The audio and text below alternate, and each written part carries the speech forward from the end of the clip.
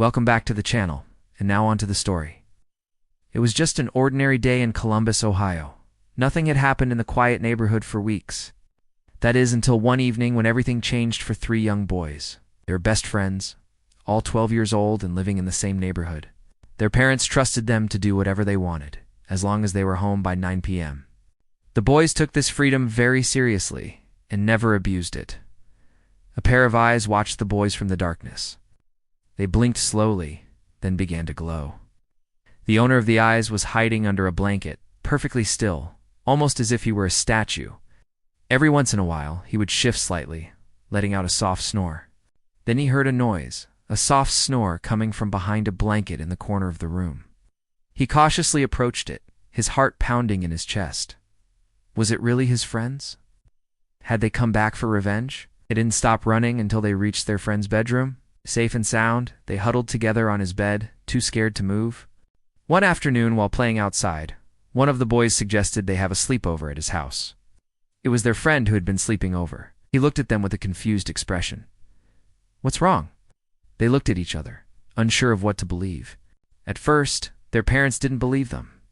But when they checked the security cameras, they saw that their son had never left the basement. To this day, nobody knows what the glowing eyes were or why their friend had been hiding under the blanket. But the boys never forgot the terror they felt that night in the basement. He asked, "Why are you guys here? I thought we were sleeping in the basement." "Don't," he whispered urgently, grabbing the first boy's arm. Together, the two boys decided to lift the blanket off the figure in the corner. They did so very slowly. As the blanket moved, the glowing eyes underneath popped open. Whatever you do, don't wake him." Confused, the first boy asked, "Who are you talking about?" The second boy pointed to the corner of the room again, his eyes wide with fear. He lived in a 2-story house with a finished basement. "My parents are out of town tonight," he said. "We can have our own party." He looked down at his shirt. "Oh, I forgot to tell you," he said awkwardly. "I have a condition where my arms get sore and itchy. So I wear these long-sleeve shirts. I scratched myself earlier today, and it bled a little. That's the bandage." There was a TV, a couch, a mini fridge, and even a dartboard. They went back to their sleeping bags and eventually fell asleep again. As the night wore on, the volume of their voices grew quieter and quieter until only soft snores filled the basement. It was like having their own private living room. The boys played video games and talked about everything from school to girls to their dreams for the future. Hours flew by, and soon it was time for bed. They had been warned about the basement by their parents. There were rumors that the previous owner had killed his family down there. Of course, they didn't believe those stories until now. The other two boys agreed, and soon enough they were all sitting in the basement watching movies and eating popcorn.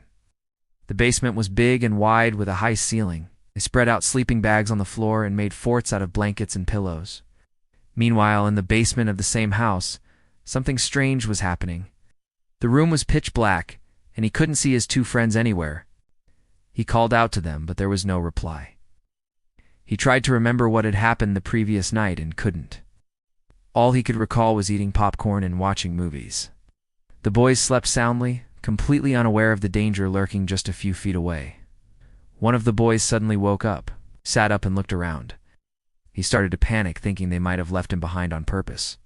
As he reached out to pull the blanket off, another boy woke up. The third boy was still sleeping peacefully, completely oblivious to the danger that lurked nearby. The boys screamed and ran as fast as they could towards the stairs, and they finally regained their composure. They returned to the basement to find the source of their fear sitting calmly on the couch. The other two boys explained what they had seen and felt, but their friend insisted that he had been sleeping the whole time. Then they noticed something strange. Their friend was wearing a shirt with long sleeves, even though it was hot outside, and there was a bandage on his neck. The boys were relieved, but still shaken by what had happened. In the morning, they told their parents about the incident. Welcome to my channel. Today, we will be reading from the r/creepy subreddit. So let's jump into it. The face in the monitor. We turned on the night vision and watched as our two little avatars walked around the screen. About an hour later, I heard some commotion coming from the baby monitor. She said that it was probably just some weird trick of the light or something like that. I didn't really have any proof, so there was nothing she could do about it. I thought it was my cat, but then I saw a face. It was standing in the hallway just outside of my bedroom door. So I grabbed my flip-flops and I run outside. So I guess that's why they were there. But still, though, it's kind of creepy that the same thing happened twice when my mom was away. But when I get to the door, there's no one there. I mean, honestly, what are the odds? What are the odds that my mom would be gone at the exact same time that some random person would be trying to break in twice? Yeah, it's pretty suspicious. She called me at school and told me to come home because she had a doctor's appointment and needed someone to watch the house. So I get home, and I'm hanging out in my room with my puppy, just watching TV. It's amazing how many crazy stories people have and are willing to share. If you like this sort of content, I highly recommend checking out the r/creepy subreddit. Also, if you want to hear more stories like these, then definitely consider following because there are so many crazy stories that I could never make up myself, and I would love to share them with you. Anyway, I hope you have a good night. Then all of a sudden, the power goes out. Of course, I freak out because I'm home alone. I quickly turned off the monitor and hid under my blankets. I waited a few minutes, and then I got the nerve to go check it out. This happened when I was about 13 or 14 years old. I slowly opened the door and looked down the hallway. Nothing. No one was there. I thought I had imagined it, but then I saw something. There was a pair of black shoes right outside my door. I remember freaking out because those were my mom's shoes and she had taken them with her when she went out. I don't remember what I did after that. I think I went back to bed. My mom would always let me stay up late on Fridays so that I could watch my favorite show, which started at midnight. Well, my mom went out with some friends that night, and I was home alone for the first time ever. I was super excited. At about 11:30 p.m., I called my best friend, and we decided to play a game on my baby monitor. When I got to the door, I hesitated. My heart was pounding in my chest. So I'm scooping up the puppy in the water, and I hear what I think is a knock at the front door. Now, this is weird because my mom had specifically told me not to open the door for anyone if she was on home. So I go to the window and I look outside, and I see the shoes again, the same pair of black shoes. But it's weird because now they're on the welcome mat. The next morning, of course, I told my mom everything. She, of course, didn't believe me. A couple of weeks later, my mom was home alone again. After the power comes back on, I go check on the puppy, and he had knocked over his water bowl. Well, I call my mom and I tell her what I just saw, and she tells me to just go outside and check. And then when I realized that my mom had put her shoes back by the door after she came home from her trip to the store. So yeah, that is the end of that story. Pretty creepy, right? The crawl space sound. Our next story comes from a Reddit user. Billy was still playing video games, so I told him goodnight and went to sleep. I woke up about an hour later to what sounded like someone crying in the bedroom wall. I told them I heard someone crying in the walls, and they just looked at me like I was an idiot and told me to go back to sleep. She also told me that Billy told her that I was making a lot of noise in the middle of the night and acting weird. The parents always seemed nice enough, but their son, who we'll call David, was a total jerk. But the second time I checked, about 20 minutes later, he was gone. I started to freak out and called his name and started knocking on the access door to his crawl space, but there was no response.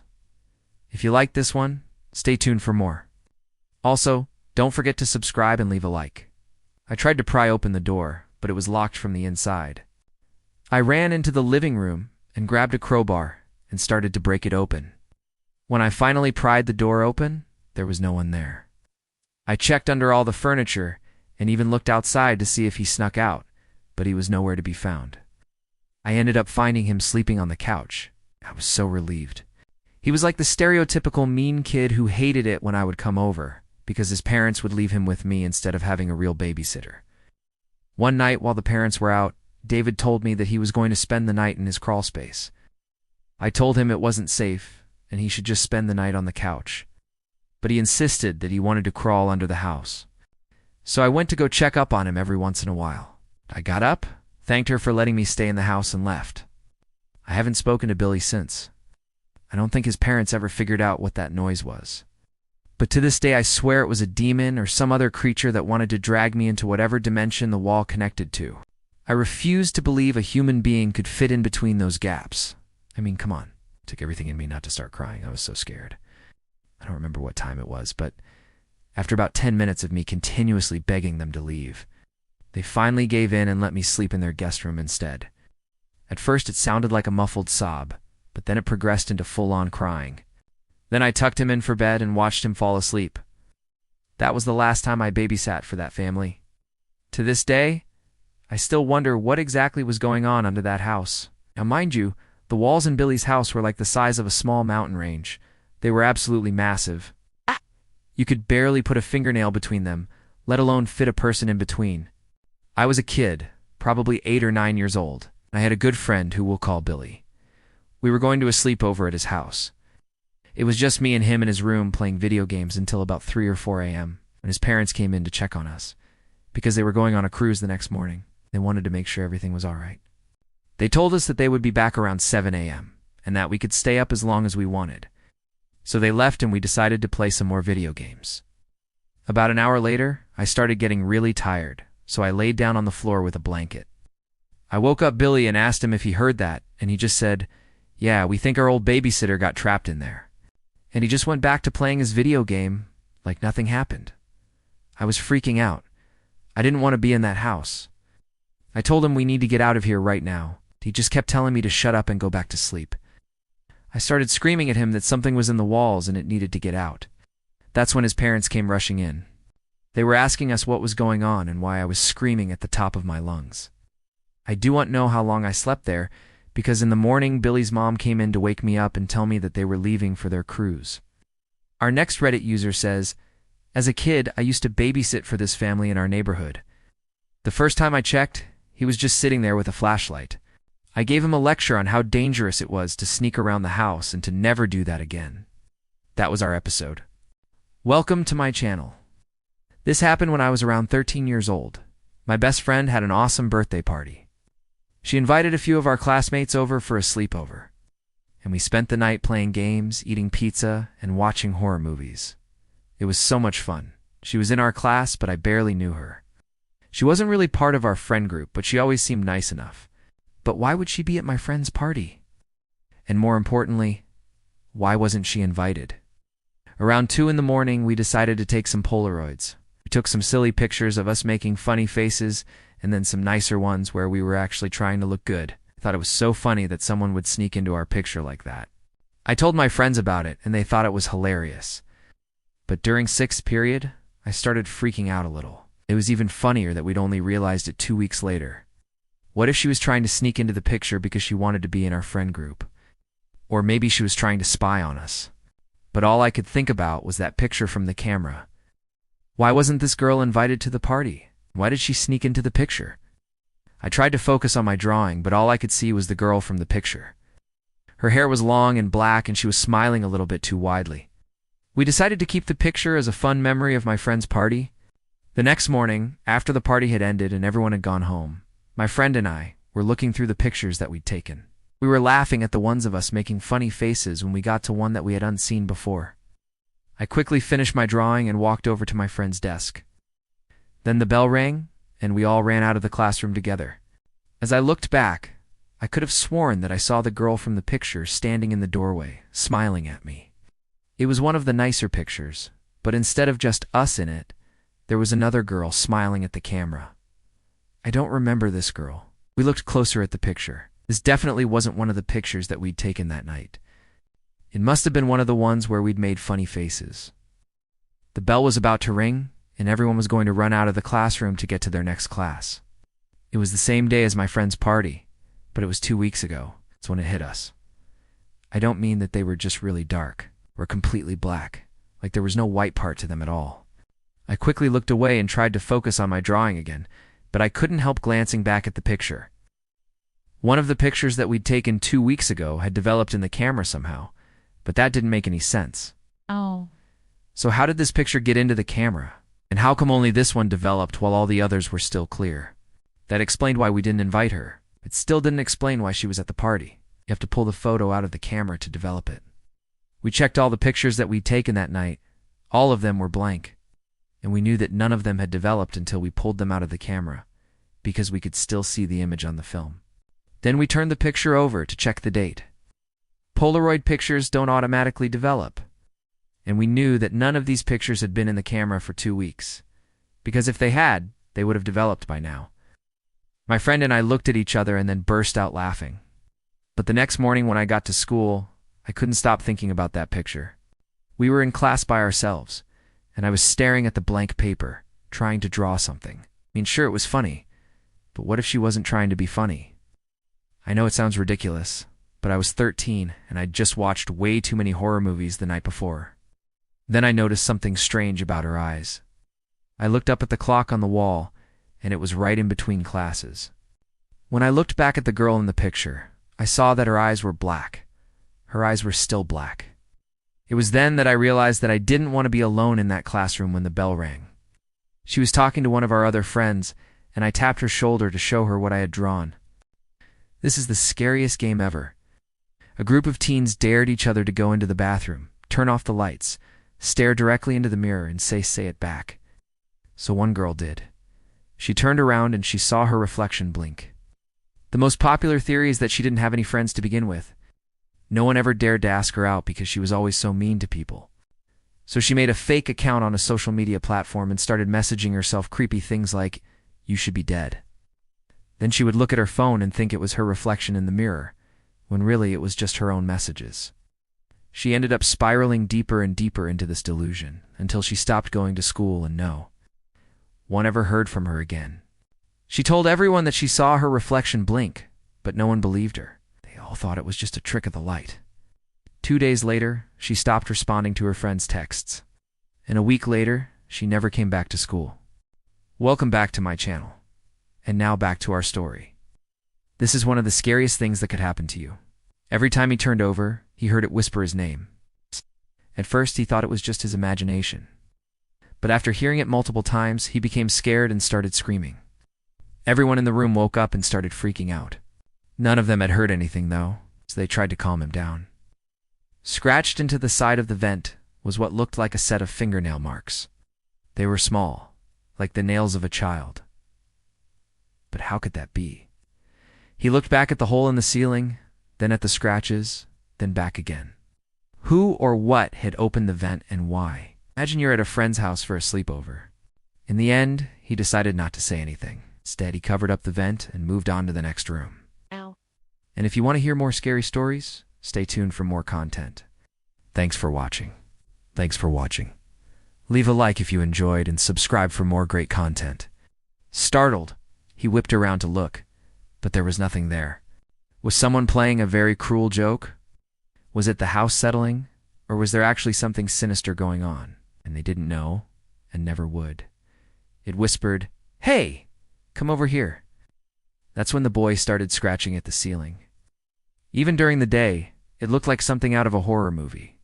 So they sealed the hole back up with the flimsy cover and hoped whatever was up there stayed up there. When no one responded, he scratched harder and harder until his fingernails broke through the popcorn ceiling and revealed a gaping hole above him. Years later, though, the truth came out when one of the boys decided to renovate the house. He removed the cover from the vent and prepared to clean it off. That's when he saw it again, the fingernail scratches. He stared at them for a long time, wondering if he should tell the others. He wanted to make it more modern, and that meant gutting some of the rooms and getting rid of the old decor. You're watching scary movies, telling ghost stories, eating junk food and laughing. Above them, wide open, was an old air vent that hadn't been used in years. It had clearly been sealed shut with a flimsy cover, but somehow it had opened on its own. Some say it's a restless spirit, while others claim it was a creature of some kind. Whatever the truth is, though, no one will ever know because no one wants to go back and find out. The vent led to the attic, which was off limits to the kids. No one was allowed up there, so they didn't know how it could have opened by itself. It's the best. But then it happens. One of your friends starts acting weird. He looks up at the ceiling and says he thinks there's someone up there watching us. You think it's pretty funny until you hear what he has to say next. Our friend told the others that he kept hearing a voice all night long. He told them he wasn't making it up. Someone or something was in the ceiling whispering. Then he heard it again, closer this time. Terrified, he called out for help, and the others rushed over to see what he had found. What they saw next made their blood run cold. Curiosity got the better of them, and one of the kids decided to climb up into the attic to investigate. As he did, though, he felt a sudden drop in temperature, like someone had opened the freezer and let all the cold air out. He climbed into the dusty attic and shone his flashlight around, but everything seemed normal. There was nothing up there. As he turned to leave, he noticed something strange. As he stood there thinking about it, he heard a floorboard creak somewhere near him. That's because none of them wanted to go back into that creepy attic. They never told anyone what they had found. That attic became a forbidden place, only existing in hushed whispers. When he got to the ceiling, he almost laughed at how childish they had been all those years ago. But that was impossible. How could he explain what they had all seen without sounding insane? And even if he did, would anyone believe him? Whatever was in that attic all those years ago is still up there, trapped in the dusty darkness. Now, do you believe in ghosts? Let me know in the comments below. Welcome to my channel. Today we will be reading from the No Sleep subreddit. So let's get into it. The Girl in the Sleeping Bag. When I was about 12 years old, I attended a church sleepover with a youth group from my church. The event was held at a church just outside of town that had an above-ground basement level that we would use for our youth group meetings. Sometime during the night, I woke up to what sounded like screaming in the hallway. One of my friends, a boy, mentioned how weird it was that one of the sleeping bags was empty in the morning, and how creepy it was that we could unremember whose shoes those were. To this day, none of us know where Sarah got those shoes, or why she was in the hallway in the middle of the night. And we still wonder if she's even real. Another kid chimed in and said those were Sarah's shoes. Sarah was a girl who had recently joined our youth group. We had never seen her wear shoes like that. She had always seemed very well adjusted and friendly. Thinking nothing of it, I went back to sleep. And he said that he didn't know, but he had heard some of the older kids talking about how they had seen Sarah in the hallway in the middle of the night. Apparently, she had gotten up to go to the bathroom and they had seen her shoes outside the bathroom stall. If you like scary stories, make sure to check out my podcast where I publish new episodes every Friday. Also, hit that subscribe button because I put out new videos every single day. Thank you for watching. Have a great day and I'll see you in the next one. No one had thought anything of it at the time, but now that we knew the shoes were hers, it was pretty creepy. In the morning, after everyone had left, our youth leader was taking inventory of the sleeping bags and noticed one was unzipped and empty. She asked us if anyone knew who had slept in that bag, and no one did. It was strange because we had all double-checked that all the sleeping bags were zipped up before we went to bed, and everyone remembered exactly which bag they had slept in. It was carpeted and had movable walls, so they could split it up into 3 separate rooms. After about an hour, they told us that we should probably go home, and told us to go to the common room and wait for our parents to arrive. I'm not really sure how this story ended up on Reddit. Maybe one of the other kids wrote it, who knows? Well, that was the end of that particular story. As we were walking down the hallway, one of the girls found a pair of ballet shoes in the middle of the hallway. They were dirty and worn out, but they were definitely a girl's shoes. None of us knew anyone who danced or had ever seen that person wear those shoes before. Our youth leader at the time, a woman in her mid-20s, decided that since there were only about 6 of us attending this particular hangout, we would take over the whole basement and have a blast. We played charades, watched movies, ate junk food, and stayed up way too late talking about boys. When the time came for us to sleep, our youth leader brought out sleeping bags, and we all claimed one and went to sleep. We were told to wait in the common room while the leaders had a meeting to decide what to do next. Our parents arrived about 30 minutes later, and everything was fine after that. It was about 2 weeks later when I was hanging out with some friends from church, and we started talking about the sleepover, so we asked the kid where she got those shoes. A few of the kids wanted to confront her, but most of us were a little scared of her, and we figured it was probably best not to ask. And that was the end of the story. You ever lost a tooth? Well, this kid lost 2 in one night, and it's all because of a pillow fight. It happened just like this. There once was a boy who lost a tooth. He was so happy that it finally happened, because that meant he was going to get a present from the UHE. But how he lost that tooth is not normal at all. You see, he got into a pillow fight with his little sister. "What are you doing?" the boy asked. "I want to know what happened to my tooth," the dad said. So the boy explained everything to him, and they both started to laugh. It had blood on its nose and a piece of string hanging out of its mouth. The boy picked it up and cradled it in his arms. The kitten purred and licked the boy's face, and it ran out of the room. The boy followed after it and found the rest of the story. "It was an accident," the boy said. "Yeah, but it's my fault for leaving my glasses on the nightstand," the dad replied. If you like crazy stories, check it out. Now it's bedtime. Say goodnight to your teeth. Then they went back to bed. They were having a great time until their dad walked in and yelled at them to stop. And when he turned around to go back to sleep, the boy whacked him right in the face with a pillow. It knocked the dad's glasses off. and the boy felt really bad. Then he started laughing because his dad looked like an owl. Later that night, the boy was getting ready for bed. He was brushing his teeth when he felt something hard in his mouth. At first, he thought it was the tooth he lost earlier, but then he realized it was a brand new tooth. He got out of bed and walked over to the nightstand to get his glasses. That's when he noticed something strange. There was blood all over his pillow. He screamed and ran to the bathroom, looked in the mirror and saw that a second tooth was gone. Whoever it belonged to must have been in a lot of pain.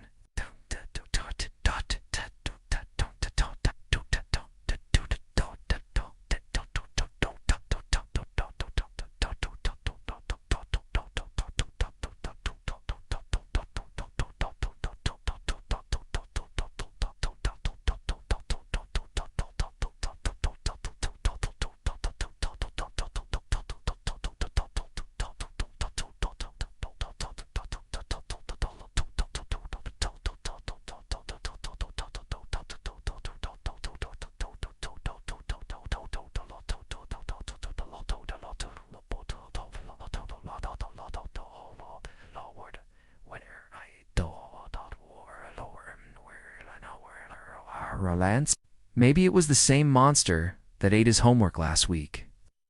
Maybe it was the tooth fairy come to collect the tooth he lost during the pillow fight. Or maybe it was his dad, come to take revenge for losing his glasses. It was so loose it almost fell out while he was brushing. Then he remembered what his dad always told him. If you have a loose tooth and it doesn't fall out, you should wiggle it with your tongue as hard as you can. So that's what he did. And that's when it happened. The tooth came right out and fell into the sink. The boy screamed, "Eee, you gross!" and ran to the bathroom mirror. He looked inside the sink and saw the tooth floating in the water. It was covered in spit and soap. He took it out, spit it into his hand, and looked at it. It wasn't his baby tooth. It was a grown-up tooth, and it wasn't even his. When he turned around to go back to bed, he saw his dad standing there with his arms crossed. In the morning, the boy woke up early. But then he heard some scratching sounds coming from under his bed. He looked under there and saw a little kitten. This is a true story. It comes from a website where people share their crazy pillow fight experiences. Today we will be reading from the No Sleep subreddit. So let's get into it. The Screaming Sleepwalker? I grew up in a suburb in the 90s, and we had these big community events every summer, including an annual backyard tent sleepover. Billy stood up again and started walking away. One of the girls said, "Hey, where are you going?" He didn't answer and just kept walking. That's when we realized he was barefoot. The fire had gotten pretty cold by then, and most of the kids were asleep. After what felt like an eternity, they came back with Billy. I don't know if that was a real monster or just a sleepwalker. To this day, nobody knows. I'm now a grown man who's moved away. And every time I hear a knock at the door in the middle of the night, I wonder if it's him. He was soaking wet and sitting on a log. They said he'd wandered off and gotten stuck under a bridge. The water had been up to his neck, which explained why he was so wet. The scream was because he had panicked and tried to climb out but couldn't.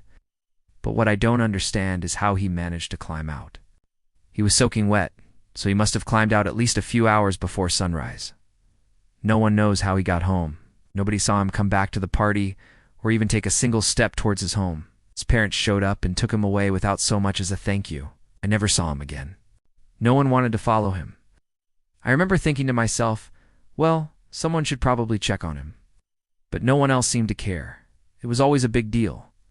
Kids would set up tents in their backyards and then all go to one central location around 10 p.m. for a bonfire, s'mores, ghost stories, and general merriment until morning. I must have been around 12 or 13 at the time. We were all gathered around the fire with our tents pitched nearby. There must have been about 20 of us there, all good friends. We were just getting into our ghost stories when suddenly one of the kids, we'll call him Billy, stood up and started walking away from the fire. He didn't seem drunk, and he wasn't stumbling or anything.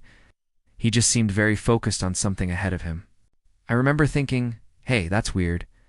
But I didn't think much of it, because he came back a few minutes later and sat down without saying a word. None of us really paid much attention.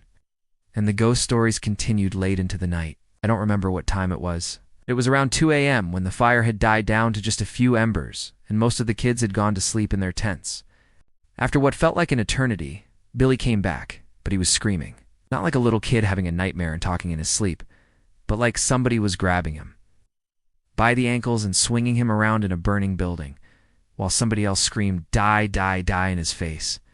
All the hair on his body was standing straight up, and his eyes were wide open. I don't want to sound callous, but none of us knew what to do. I remember thinking, wow, this is crazy. Finally, the bravest person among us went over to Billy and asked what was wrong. He just kept screaming and thrashing around. And after a minute, he broke free and ran off into the woods behind the houses bordering the park. That's when the adults finally got involved and a search party was organized. As for me, I still wake up in a cold sweat sometimes, and that is the end of this episode. If you like this story, please leave a like and subscribe for more. This terrifying camping discovery was never supposed to happen. At a cabin in the woods, a group of friends decided to play a game of truth or dare, and this one kid dared someone to go over to the wall and knock on it 3 times. They were all sitting around the table at the time, and they froze when they heard that knock. But whatever was on the other side of the wall didn't seem to want to talk anymore.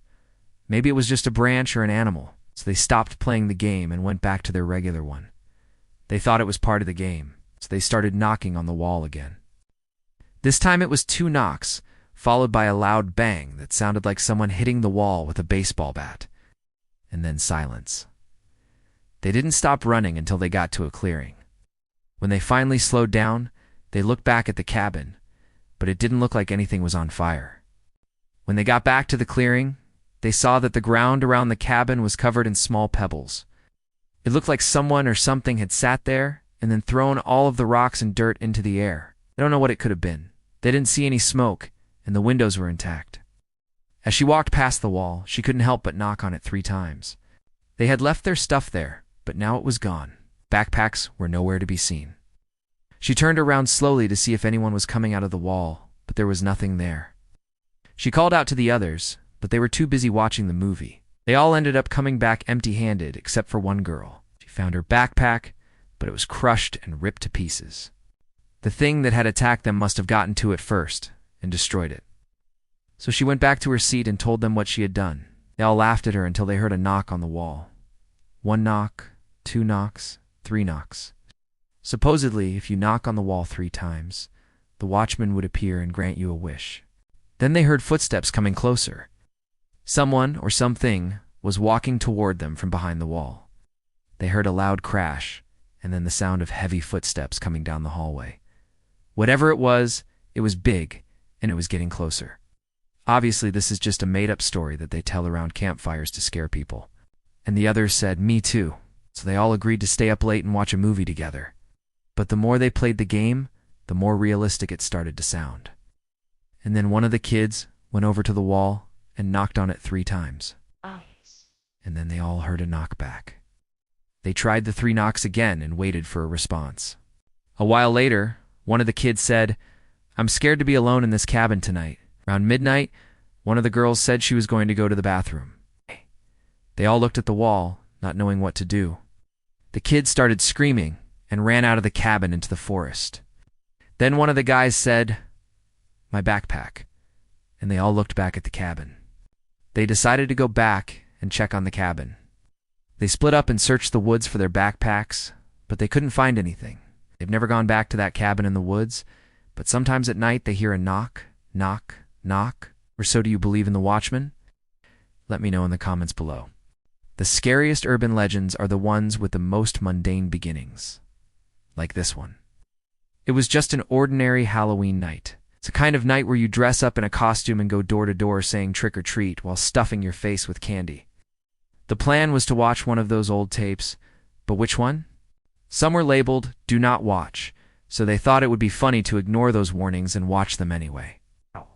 They went through the collection, laughing at how terrible the artwork was and reminiscing about a time when their parents used to rent these tapes. A group of friends decided to spend the night at Tommy's house. The tape rewound by itself, and the television filled with static. A bunch of kids gathered around a smoking VCR with a blank tape inside. Of course, he thought they were messing around. He took the tape and put it in his Do Not Watch collection. If you do, share it in the comments below. If you enjoyed this video, please leave a like. If you want to see more videos like this, stay tuned. Thanks for watching. The kids never went back to watch another horror movie again. Tommy pressed the eject button, but the tape did not come out. Instead, the room filled with smoke. They could hear the tape inside the VCR burning. They watched horror movies, told scary stories, and ate loads of sweets. It was one of those nights where you wish it would never end. Then Tommy remembered his dad had an old box of VHS tapes stored in the attic. Or was it just a very realistic mannequin that they had found in the attic? Maybe it's best not to ask. They finally decided on a tape that was labeled "Don't Watch Alone." Already this was turning out to be the scariest night ever. But what could be so bad about a little kid's movie? They popped the tape into the VCR and huddled around the TV. The tape started playing, but there was no picture. All they could see was static. They waited a few seconds, but nothing changed. So Tommy pressed the eject button, and they all made fun of how lame the tape was. Then the television suddenly cut to a black and white image. The static returned, but this time it formed the shape of a girl. At first they thought it was just a trick of the light, some interference from the TV. But then she began to move. She was standing in what seemed to be a dark alleyway. Her hair covered her face, but they could tell she was staring directly at them. She didn't move or speak for what felt like hours, but in reality was probably only a few seconds. And then she began to walk towards the camera.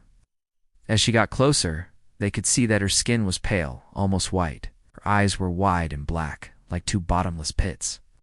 And then she was right in front of the camera. The girl was inches away from them. The image filled the screen, blocking out everything else. All they could see was the girl, her eyes boring into theirs. "I know who's watching," she whispered, and then she was gone. Tommy's dad came up the stairs to see what was going on, and what did he see? Did they really see a ghost or some otherworldly creature?